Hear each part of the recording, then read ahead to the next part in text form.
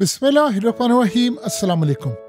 हालात बहुत ज़्यादा ख़राब हो गए हैं। इस वक्त आयतुल्लाह अली ख़ामनाई की तकरीर ख़त्म हुई। जैसे ही उनकी टेलीवाइज तकरीर ख़त्म होती है उसी वक्त इजराइल के तैयारे रवाना हुए। उन्होंने जाकर ईरान में स्ट्राइक कर दिया और जो स्ट्राइक किया वो एक नहीं कई जगहों पर किए। और इतलात ये आ रही थी कि जहाँ पर आयतुल्लाह अली ख़ामनाई की रिहाइश हो सकती थी उसके करीब इन्होंने अटैक किया है।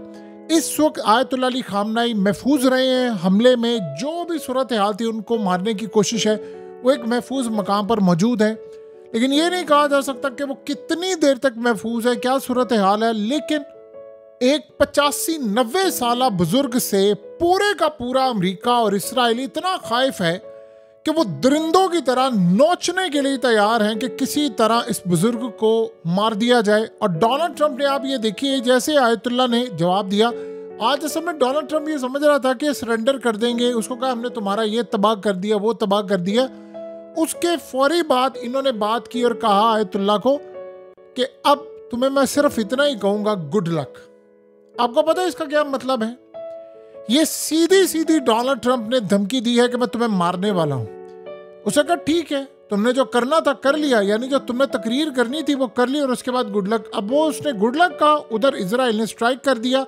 लेकिन अभी आयतुल्लाह अली ख़ामनाई इस हमले में यानी महफूज है। जो भी उन्होंने हमला किया है, कहाँ पर किया है, फौजी तनसीबात पर किया है। अमरीका कहता है जी हमें, डोनाल्ड ट्रंप ने कहा मुझे पता है तुम कहाँ पर छुपे हुए हो।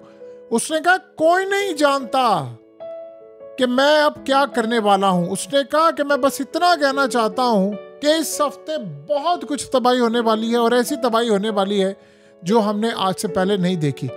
उसने कहा कि ये भी नहीं मुझे पता कि ईरान इसराइल तनाज़ा कितनी देर तक रहेगा, और इस सूरत हाल में मुझे पता है कि ईरान के ख़ास तौर पर इरादे बड़े ज़्यादा ख़तरनाक हैं।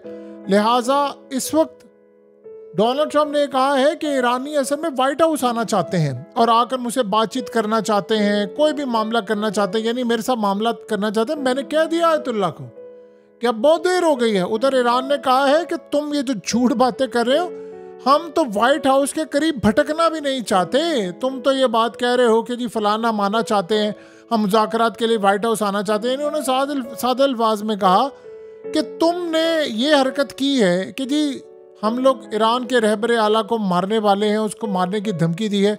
उसे कहा एक बात ज़हन में रख लेना, हमें तुमसे कोई मतलब नहीं है, लेकिन सिर्फ इतना हम बता देना चाहते हैं कि अमेरिका तुम्हें छोड़ेंगे नहीं जब ये तुम काम करोगे। अब आप ये सोचें कि उसने कहा है कि मैं फिर कह रहा हूँ कि गैर मशरूत सरेंडर कर दो, बिल्कुल कोई कंडीशन के बगैर।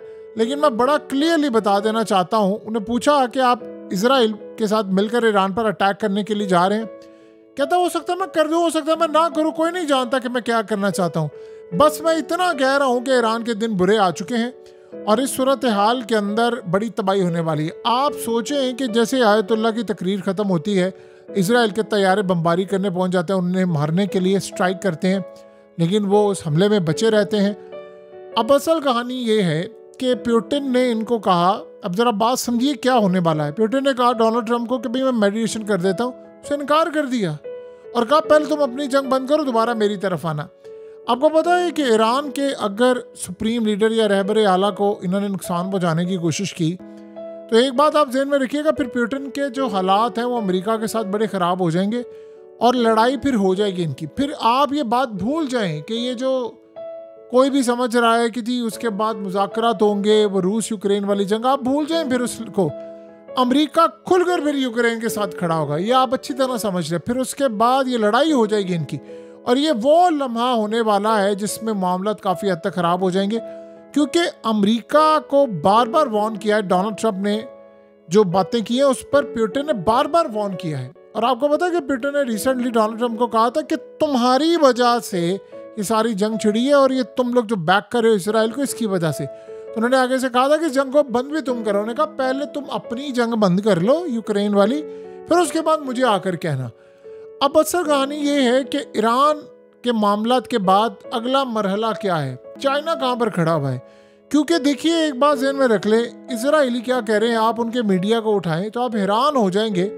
इतने घटिया लोग हैं, इतने घटिया लोग हैं कि उन्होंने पूरा टेबल पर प्लान रखा हुआ है। और अर्दोगान देख नहीं रहे कि क्या होने वाला है। उन्होंने कहा जरूर था कि अगला नंबर इस्तांबुल का आने वाला है, लेकिन अब हुआ क्या है कि टीवी प्रोग्राम्स में इजरायली मजाक उड़ा रहे हैं कि क्वार्टर फाइनल में, सुनिए जरा, क्वार्टर फाइनल में हमने हमास को शिकस्त दी, मैच बराबर हो गया था, हमने पेनल्टी किक्स में हमास को शिकस्त दी, सेमीफाइनल में हम ईरान को हराने जा रहे हैं और फाइनल में हमने तुर्की को हराना है। आपको पता है इसका क्या मतलब है?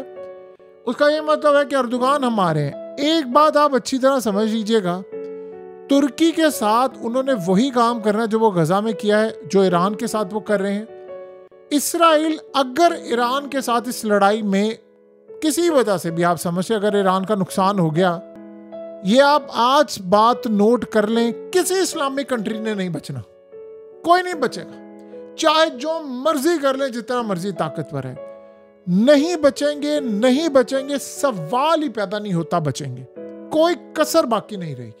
ये आप अच्छी तरह समझ लें।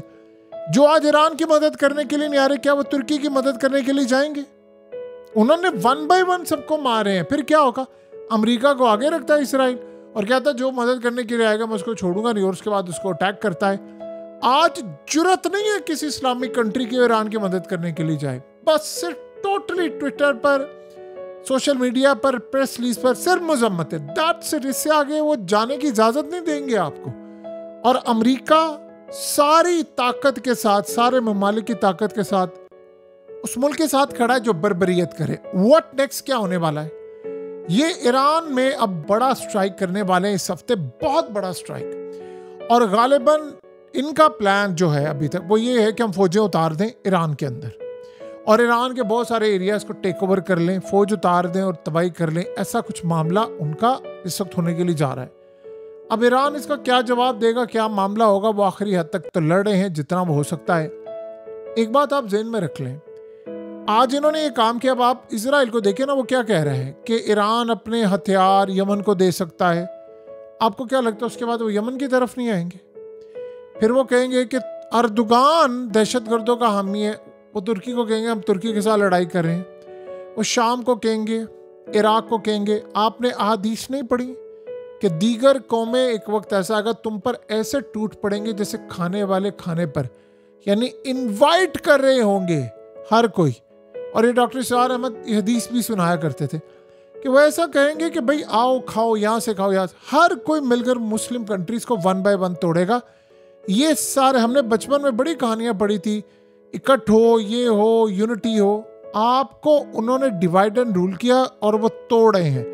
आज आप देख लें कि ईरान के साथ अगर कोई एक मुस्लिम कंट्री खड़ी हो जाए, थोड़ी सी भी ताकत रखने वाली, ये खड़ा हो सकता है इसराइल।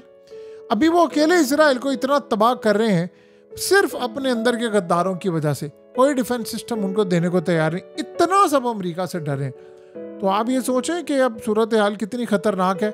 अब डोनाल्ड ट्रंप असल में तुल गया है। वो कह रहा है कि मैंने मारे, वो असल में अपने आप को दिखा रहा था कि देखो मैंने इंडिया और पाकिस्तान, आज भी उसने कहा मैंने इंडिया और पाकिस्तान की जंग बंद की है, मैं सरेंडर करवाना जानता हूँ, मैं बड़ा ताकतवर हूँ, मैं सरेंडर करवाना जानता हूँ सबको।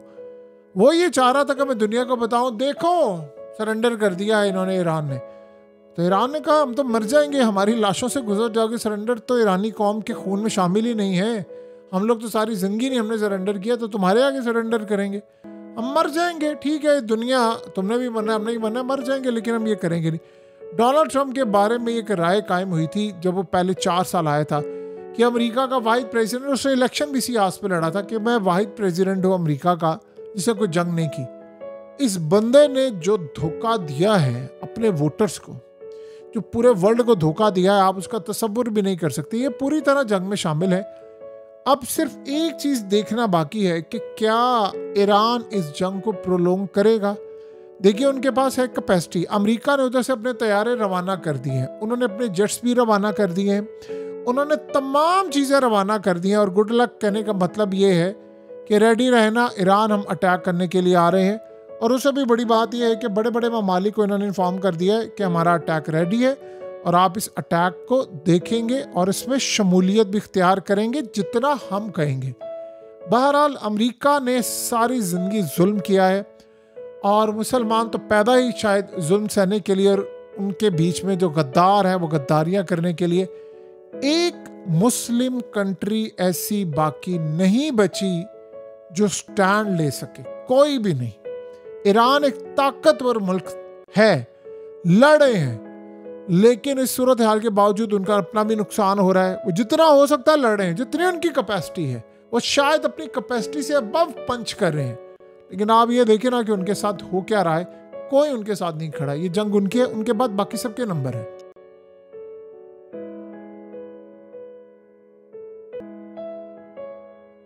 हकीकत टीवी को सब्सक्राइब करना मत भूलें, वीडियो को लाइक करें, शेयर करें और कमेंट सेक्शन में अपनी राय का इजहार जरूर करें।